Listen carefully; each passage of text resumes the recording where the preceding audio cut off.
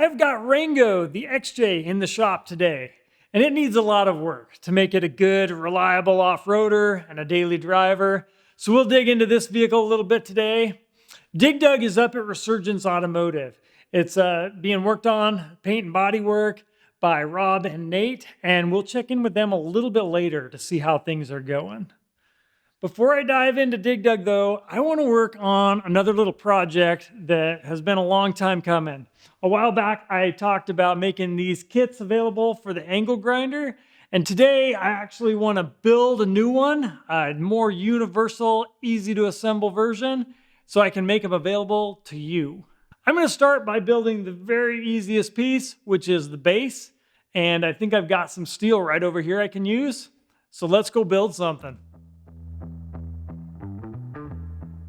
I made the original stand at a 1/4 inch plate and it's kind of heavy. So I'm going to try this one out of 3/16.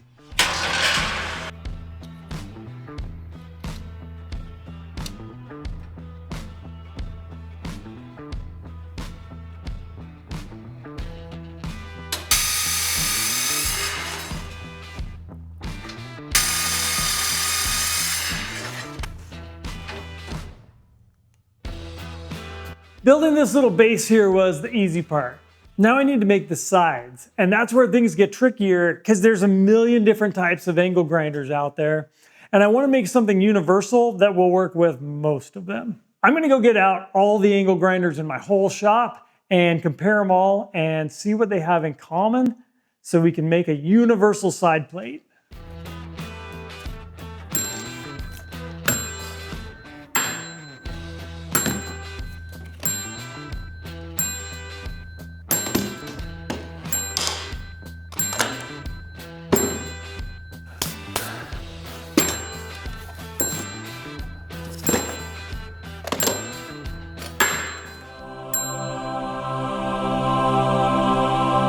This is a really big mess of angle grinders. And the reason I have so many is because they are the greatest metalworking tool ever made.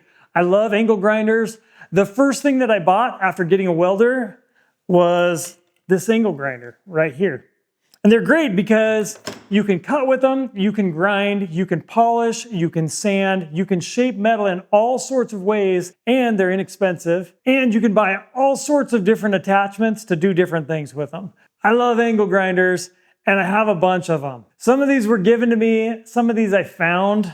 This one came out of a dumpster. It just had the cord chopped off. I just put a new one on. These right here came in a 2-pack. I got those a long time ago. Lately, I've really been favoring these 3 Makita ones that are battery operated. I love that because they're so convenient. Even in the shop, just not having a cord's really nice. They can suck down the batteries though. It's not like a saw or some other power tool where you use it for a second and you set it down. Sometimes you're grinding for like 10 minutes straight and you're really working that tool hard, and that does go through the batteries pretty fast. What I'm missing in the bunch here is a Milwaukee angle grinder. And I don't know why. I love Milwaukee tools. I have other Milwaukee stuff, but I'm not gonna have one, so I don't know if the universal side plates will work with Milwaukee, but they probably should. I'm not gonna go out and buy one because I really don't need another angle grinder. So I tried, but I don't have a USA made angle grinder in the bunch. Maybe you can point me to one if you've actually bought it and it says made in the USA on it. I'm also looking for the small ones, 4.5 to 5 inch, not a big, huge one. I've got 3 new ones in the box back over here. I wanted to be using the latest angle grinders. So I have a DeWalt and then 2 different Harbor Freight versions, a Bauer and a Hercules, and their mounting's a little different. That's why I got one of each. Right here is a whole bunch of different discs and attachments for angle grinders that I use for different things. There's thin cut wheels, medium cut wheels, thick grinding wheels. This one's like an abrasive cardboard for light blending. This is a red, aggressive grinding wheel. This one's like foam for really light removal, maybe even for paint. This is the standard flapper disc that I love. We call these Flappy Birds a lot. This is a really aggressive faired grinding disc, kind of a weird shape. These green ones are pretty aggressive and they last a long time. This one is actually see-through, so you can watch the work that you're grinding on. This one is made for wood. It's like a spiky wheel. This one's a little tiny mini chainsaw. I'm afraid to even use that. A bunch of different wire wheels. There's cupped wheels, there's knotted wheels, there's cupped and knotted wheels, and there's diamond blades for ceramics like stone or brick. If you're wondering out of all these discs, which one's my favorite, it's these Walter flap discs. They last a really long time. I like the 40 and the 60 grit. And you can trim the back to make them go a little bit further. When I'm designing these side plates, there's two different areas of the grinder that I look at to see how they're gonna work. The first area is right behind the blade. Is there a good clean path for a front plate to mount in there without interfering with the body of the tool? The second area is the attachments for the handles on the side of the tool, because that's how we're gonna mount it to the stand. Every angle grinder I've ever had has two attachment points for the handle on the side of the tool. So you can move it to the left or right side. On some of them, the handle's swept forward a little bit, and like this one, sometimes it's 90 degrees to the body of the tool. That works best. That one's swept forward, this one's straight. The ones that are angled will still work, but your side plates are gonna have to be welded to the bottom at a little bit of an angle to make everything bolt together right. It also works best if the mounts for the handle are at the widest part of the tool. If they're set in, then the side plates just are gonna need a standoff or they're gonna mount crooked. It doesn't work good. This one would be really hard to work with. This one is the best. In the past, I used DeWalt angle grinders because they were the easiest to attach, but these Milwaukees could be used. They're just gonna have those funky angled side plates. I'm gonna check out the 3 new tools that I got and see how easy they're gonna be to fit in an angle grinder stand. The Bauer has the handle a little bit of an angle this way, but it is at the very edge of the body and it wouldn't be too hard to work with. The Hercules sticks out nice and straight, but it has this funky step right there you gotta work around. So you gotta either build a little standoff or use some washers on there. We'll figure something out for this one, but it'll be harder to work with. Again, the DeWalt, it sticks out nice and straight and they're at the very edge of the tool. So the DeWalt's gonna be the easiest out of these 3. I noticed one more difference. Most of them use an 8mm or 5/16 hole for the handles, but this Hercules uses a 10mm. It's a little bigger. And I have a Milwaukee handle and it goes in here. So it's also the big size. I'm gonna get some measurements off these grinders and start designing a new side plate.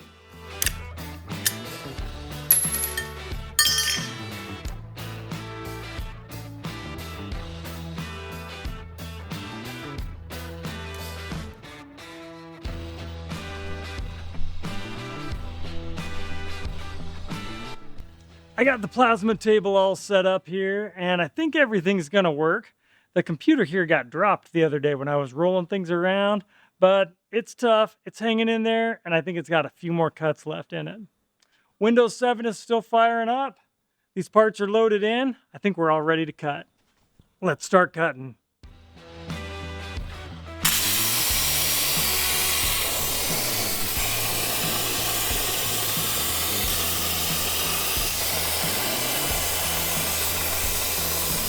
That was the front piece and it turned out really good. I'm gonna make both the side pieces now.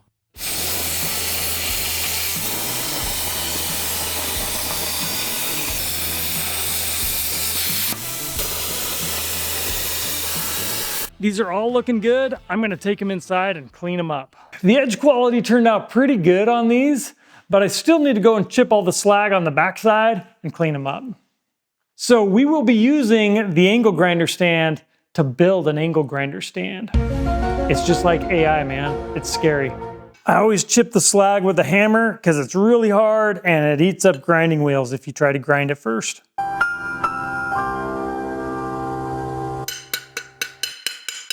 If the settings are dialed in good on the plasma cutter, the slag's really easy to chip off.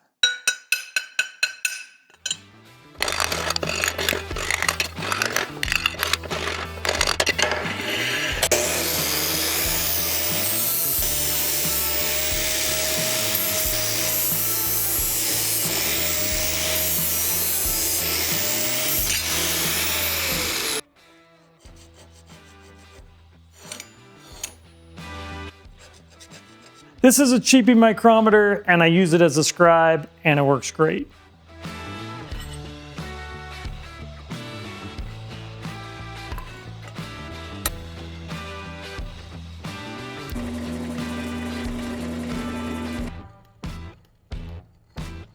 The pieces are all built and ready to go together now, so I'm going to mark the center point on the front part and the base so I can line them up and tack them together.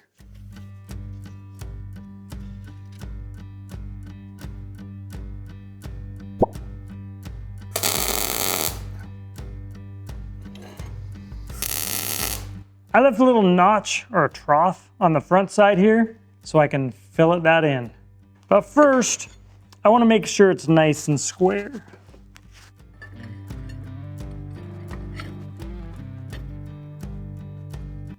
I don't know how far to move these left and right, so I've got to get the angle grinder and bolt it in between the side plates. I don't have a lot of metric nuts and bolts on the shelf, just this one little bin. But I did find two that I think will work on the sides. They are 8mm and they look a lot like 5/16. Don't try to screw a 5/16 inch bolt in there. It'll go in like halfway and then start to strip the threads. But the DeWalt is working with the 8mm bolts. I think the Harbor Freight and the Makita and most angle grinders are that same 8mm thread. That's my bolt. Perfect. I thought I was gonna have to run over to Ace Hardware. Not today.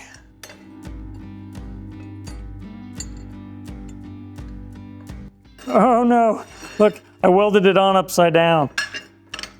All right, glad it was just tacked. Okay, little mess up, fix up. If there's two ways to weld something on, I often do it backwards.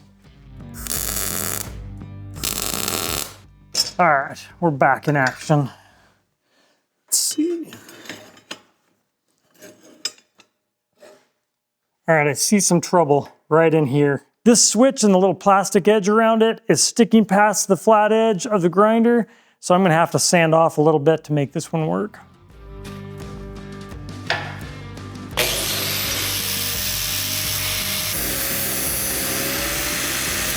I probably sanded a little more than I needed to, but this plate is gonna hide all of that. I'm gonna tack this together with the angle grinder in there so I know it'll fit.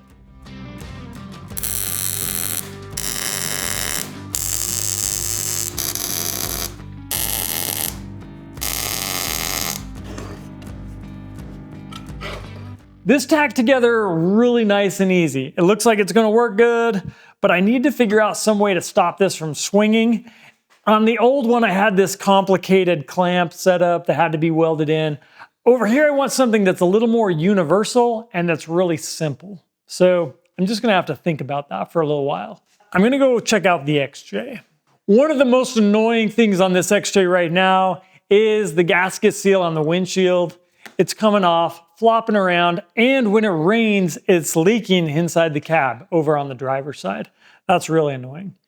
These windshields, I can pull the gasket off, but they're glued in. So I'm gonna have to cut through the glue, strip it all off, and then try to glue it back in. I've got a new gasket. I should be able to do that. So I've got a new tool somewhere, if I can find it, that should cut through that glue. Oh, there it is.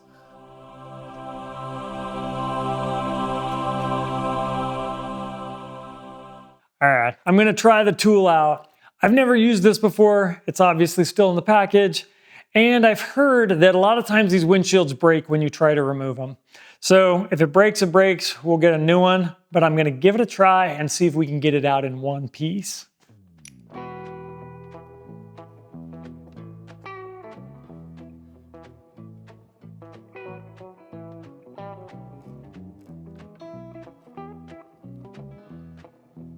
Well, that's working. Before I get going with that, I should probably pull this gasket out all the way around. This right here is another reason I want to do this, is I'm starting to get some nasty rust in here. So I want to fix that up before it rusts all the way through.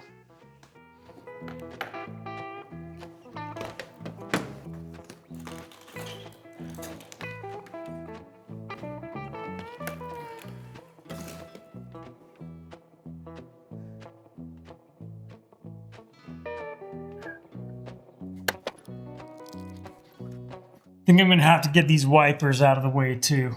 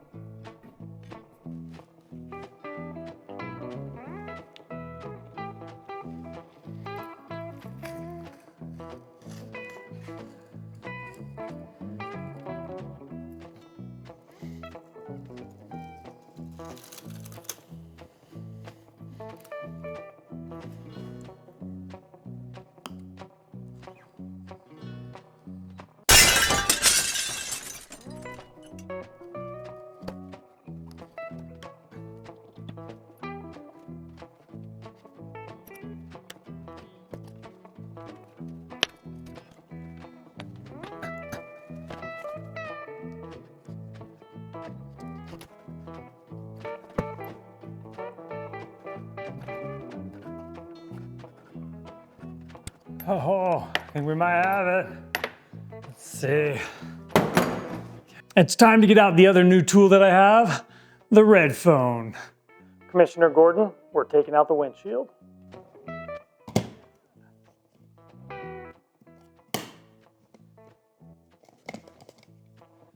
I guess I'm gonna have to clean it first.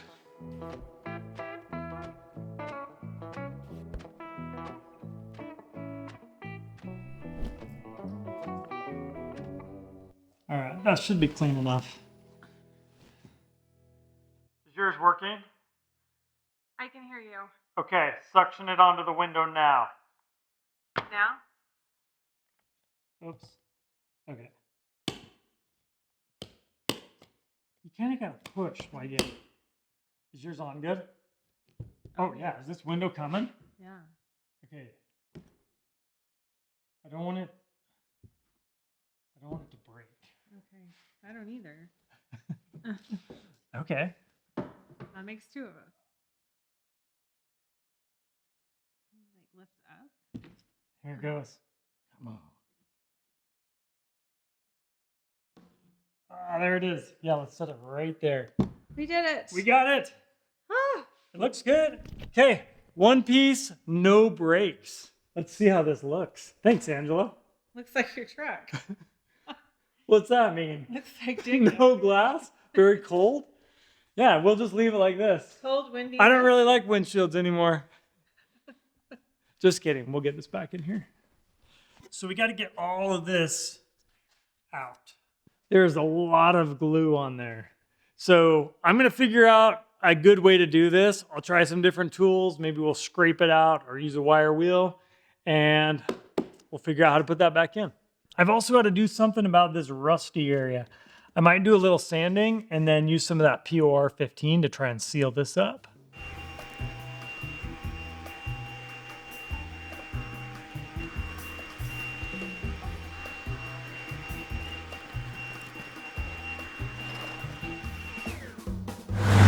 It's the next morning, and I've been out here scratching and scraping and picking at this urethane glue to get it out from this windshield channel. And the top section is looking really rusted. It's pretty bad. So I'm gonna get in here and wire wheel it. I might even put some POR 15 in here. I don't feel good about putting the windshield in on top of rust. So somehow I've got to clean all that up. The rest of the windshield's looking pretty good. I think it'll seal back in here okay.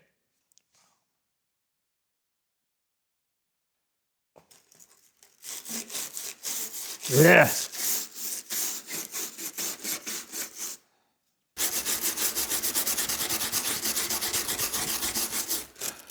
This is the worst spot right here. It doesn't look like we've gone all the way through anywhere. Like I've got metal all the way, but it's pretty bad.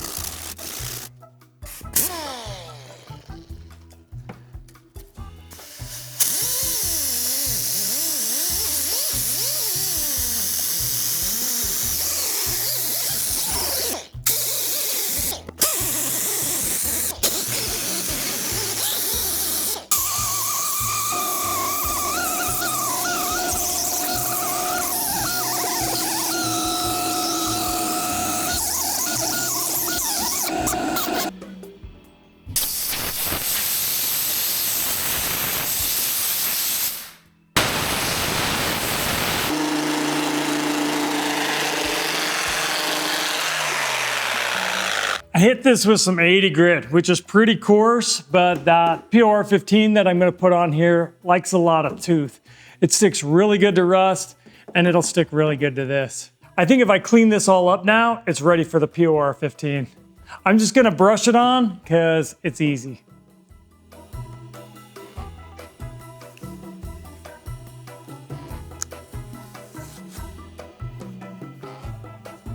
I'm only trying to get this top edge where the rust is at. I'm gonna leave the sides. They look just fine. I needed to take care of this stuff happening on the top of the cab too. So this will get the seal and the cab all fixed at once. And hopefully no more leaks inside. Hopefully this takes care of all the water coming in.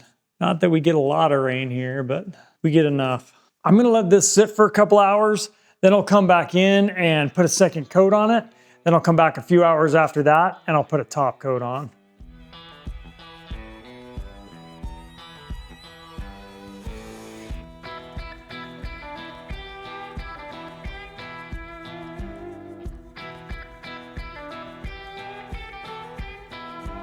This paint needs to dry for a little bit before I put the second coat on. So this is a good time to check in with Resurgence Automotive and see how the paint's going on Dig Dug.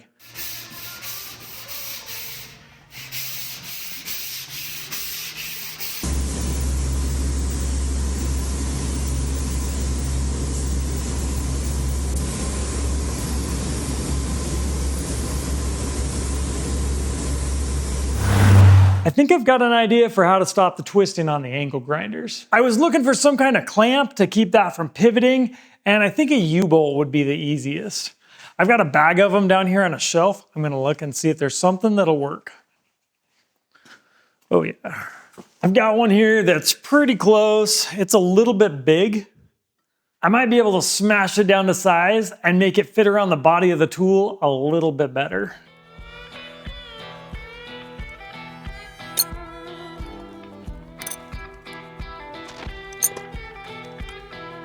All right, that should work.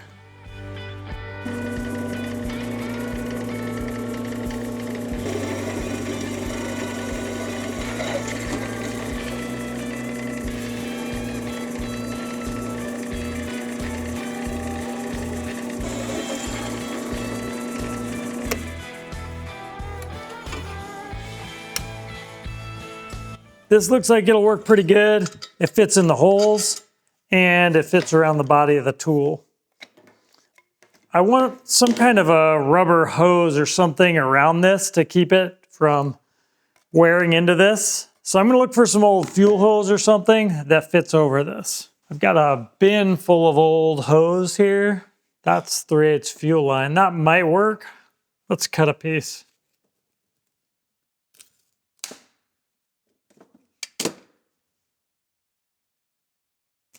That should work. This hose is really stiff and I'm heating it up so I can get it to move around the U-bolt. That worked. I was able to get it pulled around and that should create a nice cushion against the tool. Let's put this thing back together.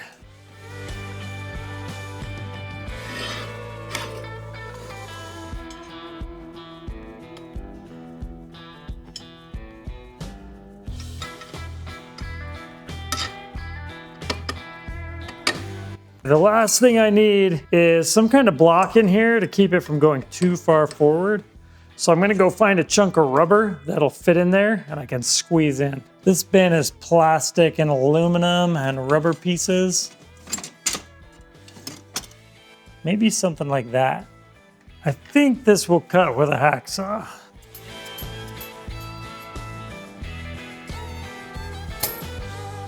Okay, let's squeeze that in.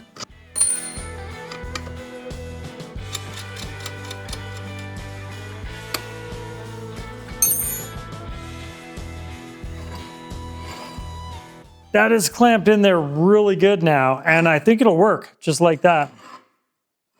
Okay, I'm gonna put a disc on it and clamp it to the table and we'll give it a try. So this other one I've got over here has a switch on the side and I just made it out of a light switch, but I've got a different idea for this one that we'll try out in just a minute. I'm gonna plug it in first and make sure that it works. So now I've got to get down in here and move the power switch on, and then I'll just control it with the plug here for a minute.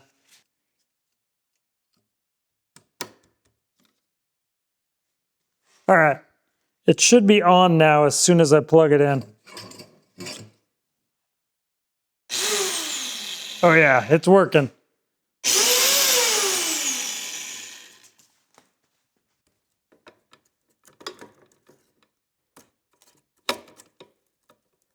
This tool is ready to try out. I know that I just tacked it together, but they were good, strong tacks, and they'll hold for a test run. So I'm gonna go grab a piece of steel and we'll start grinding.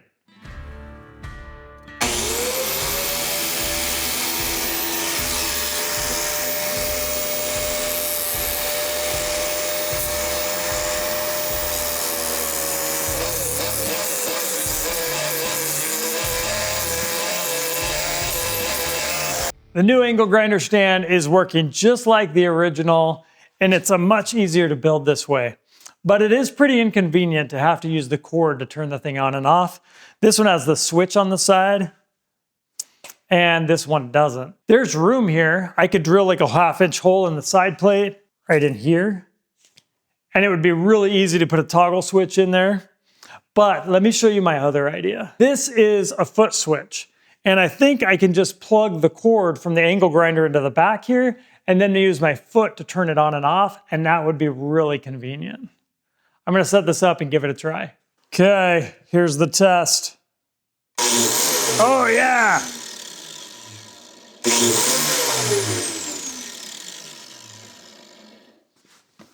All right, that is gonna work good.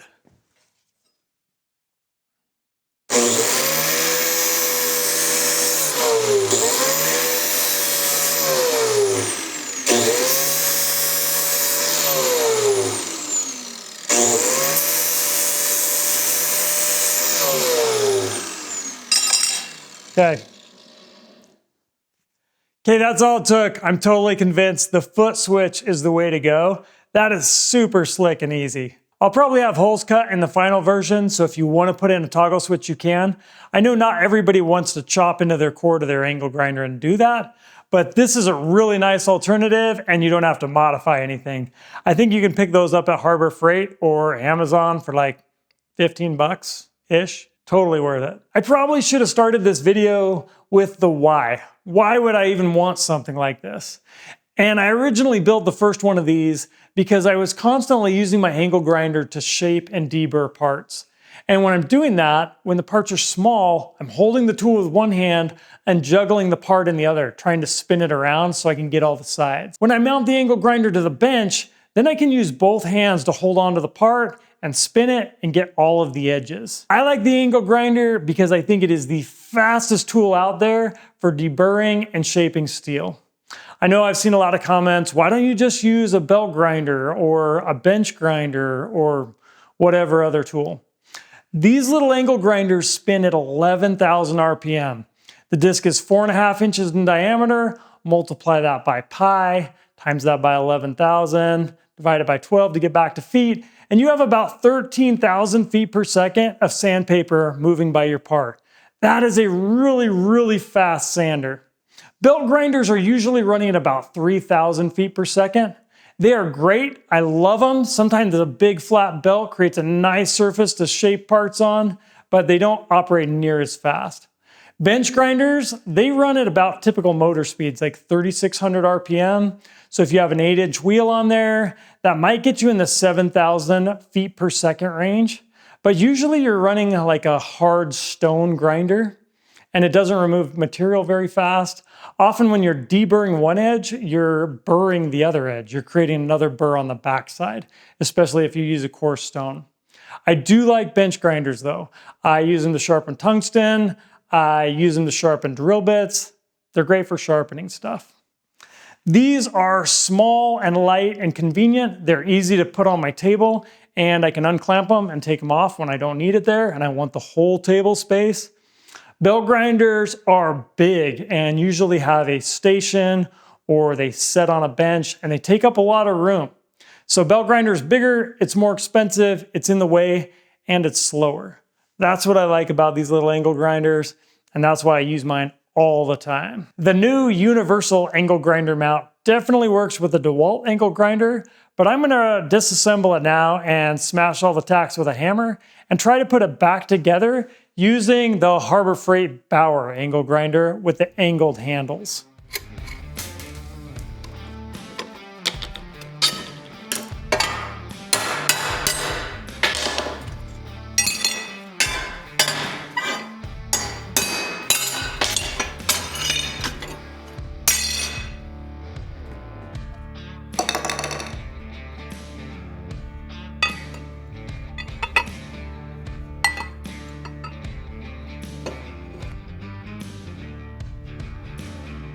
I was having so much fun smashing, I smashed too much. Should have left that in place.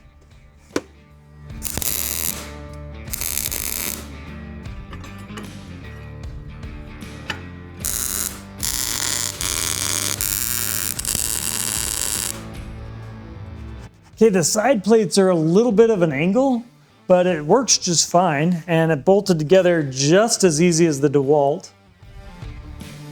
Okay, let's give it a try. The switch down here makes putting these together a lot easier, not having to do any electrical work. The thickness of this rubber piece probably needs to be fine-tuned for every grinder. It's a little thick and has this tool tipped back a little bit. It'll work fine, but I would thin that down if I was gonna leave it together permanently.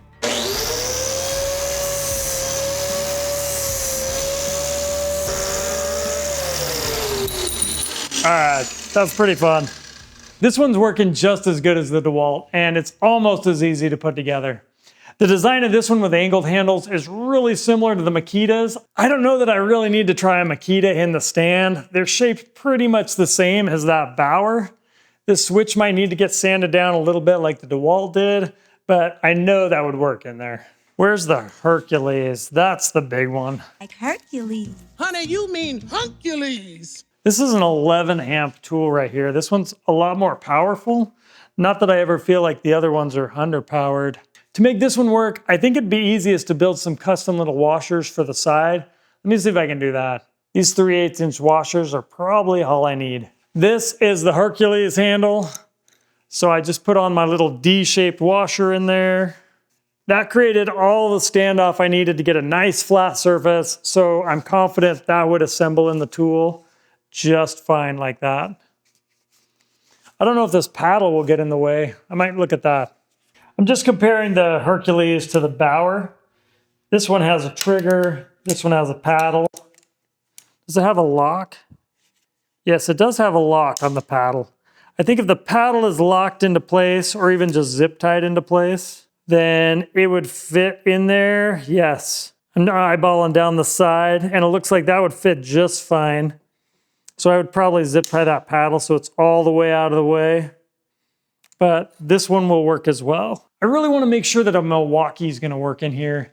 So I might stop by a Home Depot and look at all the brands that they have and just make sure there's nothing different about them that would cause a problem with the universal stand. This stuff is still pretty tacky. POR15 is different than most other paints. It dries by pulling moisture out of the air, and there just isn't much here in southern Utah. So it takes a little longer to dry. That's why I put a humidifier in here last time I was using it. This POR15 is not supposed to be good for direct sunlight. So I gotta put something on top of it when we're done here. And I have some stuff called top coat that I could use. Or I've got that gray stuff that went on my fuel tank. I think that would work too. The direct sunlight's not supposed to ruin it. It just says it'll get chalky white. We don't want that. Eventually, this will all have to get sanded down and repainted. Right now, I just want to stop it from rusting. And that gray will make it look better than this. It'll kind of match what's on it. It kind of has a weird color that looks green sometimes and gray sometimes. It's looking a lot better with the second coat on there. When that gets dry, I'll put on a top coat. This is mostly dry, just a tiny bit tacky. So that's perfect timing for the top coat. I'm gonna mix some stuff up and we'll put that on. I'm going to be using this 2K urethane. I have to mix it, I think 3-to-1, but it's a really small amount that I'm mixing, so I'm just going to kind of eyeball it.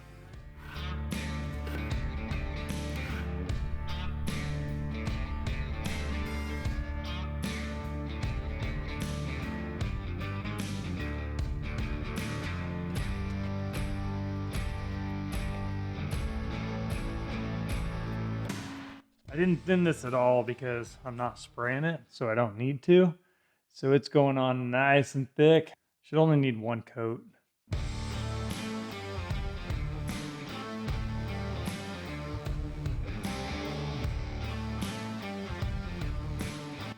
This doesn't exactly look good, but it looks better than it did with all the rust on there. And now it's sealed so it won't keep rusting. I'm going to stop here because Angela and I decided that today we're driving up to the Salt Lake Off-Road Expo to go check it out. There's always tons of cool stuff up there, so we will bring you along and show you the highlights.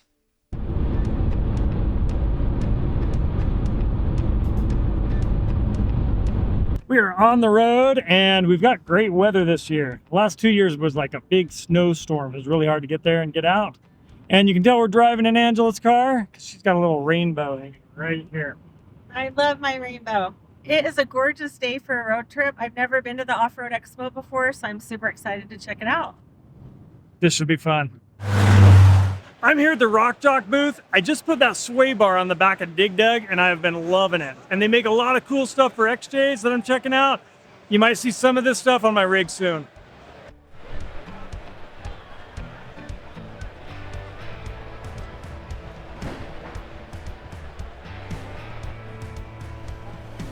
When I was over at Core 4x4, they were using these Rock Jock Johnny joints in their suspensions. These things are awesome.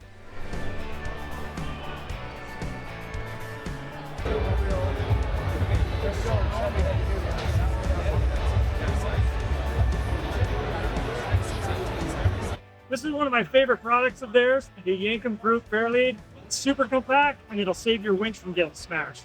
Winch liner.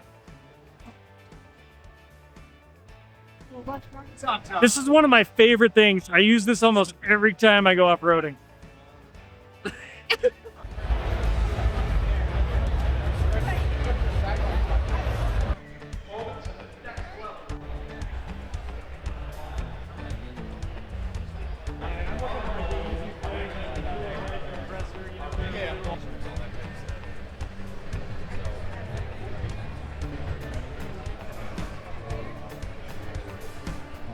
Sitting in a jumping jack trailer right now. I helped Rob Badger build the very first one of these, and it's grown to be this huge, awesome brand. We used to have our kids sleeping right here in the middle. We would put a playpen in the middle of this. We've had some good memories in these, and they're actually really comfortable. Yeah, they're super fun. And fun to have a table, too. Yeah, these things are awesome. We need to get another jumping jack trailer. Yeah, we do. Maybe we could tow it with Dig Dug. That would be fun. Adventures. I'm checking out Rory's setup here on the Mini Wrecker. This is Mini Mater. Mini Mater? Yeah. I love it. This is super cool. Really easy to get to. You've got everything tucked in here. Yeah, like I said, like this you can put in there. This comes right out to, Oh yeah. like, that's as low as we could put it and have it still Open and close. Open and close because I wanted to keep the center of gravity as low as possible. Yeah. But like we've got everything in here, impact, sockets, all the stuff. And then, and the nice thing is like you can literally, Oh yeah. You can change stuff out. yeah, you can change it out, but like a lot of times the batteries right back in here are auxiliary battery. So you can just pull all this out, unclip this and pull this whole thing out, and there's your access to your battery, all your mounts, all your stuff. Yeah. We had an amazing time at the Salt Lake Off-Road Expo. It was great to see old friends and all of the amazing brands. We headed back home and now we're back in southern Utah. I'm back to work in the shop and it looks like while I was gone, nothing got done here at all. I don't know why I'm surprised. So I'm gonna get back on the windshield. There's a little bit more work to do. My paint's nice and dry, but I'm gonna primer the channel, the windshield glues down into. And I'm going to scrape all the glue off the window, put the gasket on it, and then I can smash it in there. I can find where I put the primer. Ah. This little tiny bottle has an enormous booklet hidden in the label. It basically says this stuff's flammable and you need to wipe it on the area the glue goes. The paint dried really good and now it's nice and slick. So I'm scuffing it up a little bit with Scotch-Brite. Then I'm going to go around here and hit everything with that primer. And then I think we're ready to try and put the window back in.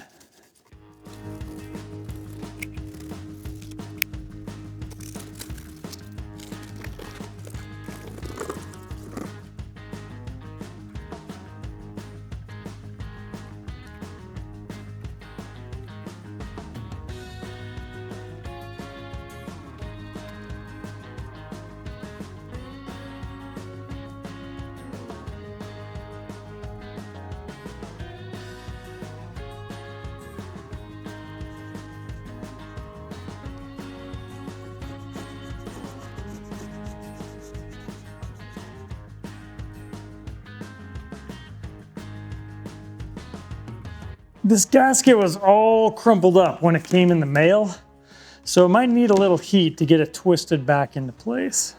We'll just see how it goes. This windshield has that black perimeter around the edge, but I did go and put that same primer material around the windshield just in case.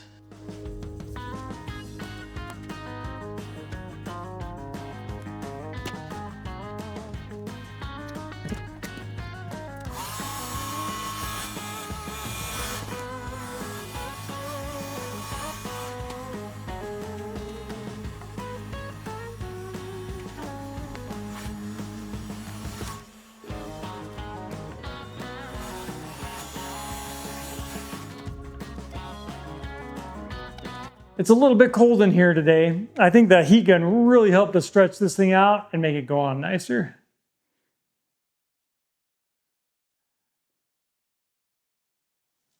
We're gonna try to get a nice big thick bead of this all the way around the windshield. I even got a backup tube of this caulk just in case this runs out.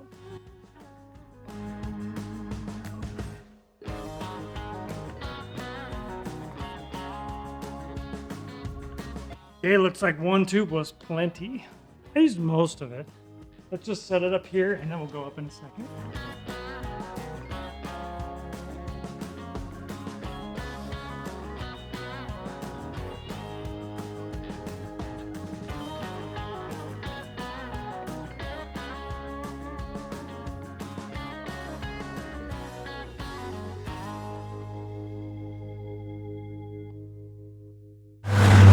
All right, that went pretty good. I think it might have gone a little bit better if it was a warmer day and the gasket was a little softer.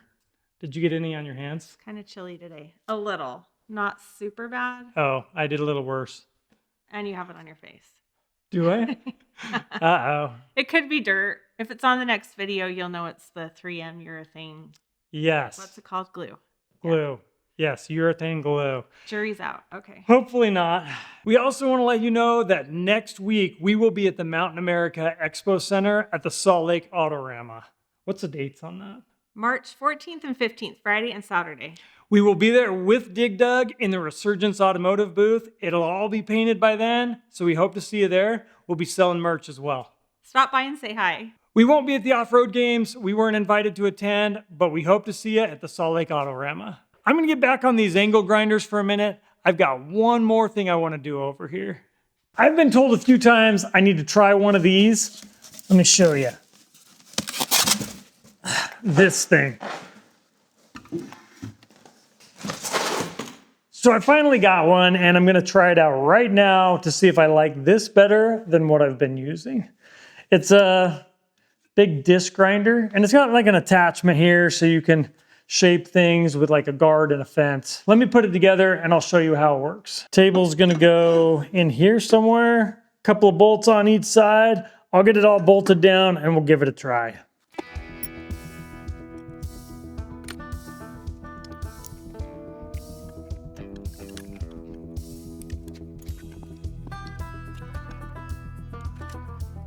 this is it all put together. Really, I just had to install the table here on the front. It was pretty easy. The speed on this is 1,725 RPM. So it's a 12-inch diameter disc. That means it's going to be in the 5,400 feet per second range, about half the speed of the angle grinder. Let's see how it does sanding apart.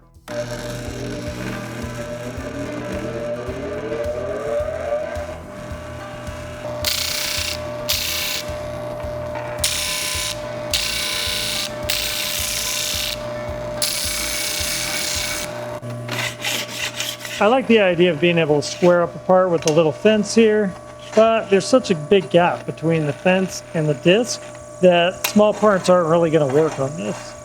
I'm not really sure how long these discs are going to last compared to the flapper wheel, but if they lasted the same amount of time, I still don't think I would rather have this. It's also bigger, it takes up more space on my bench, slower. It does have the advantage here, but I don't know. I'm going to use it for a little bit. I'm going to keep it around. I'm going to keep trying it.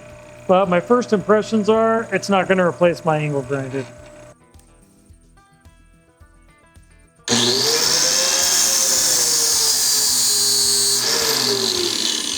In the side-by-side comparison, the angle grinder is a lot faster at removing material. It also spins up a lot faster. I mean, it's ready to go just a half second after I step on the pedal, where this over here has a little bit of a wind-up time.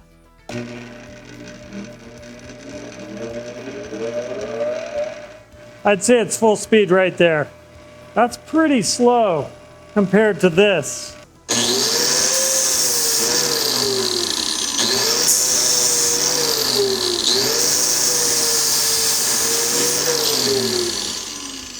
I want to try a piece of tubing here and see how it does with that.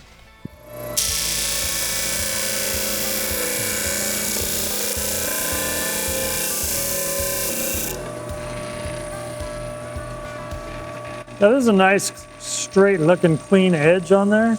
I mean, it does create a burr. I'm definitely intrigued by the disc grinder's ability to square things up. That might be a useful feature, but it is not near as fast as the angle grinder. So I'm standing by the angle grinder as the greatest metalworking tool of all time, except for welders probably.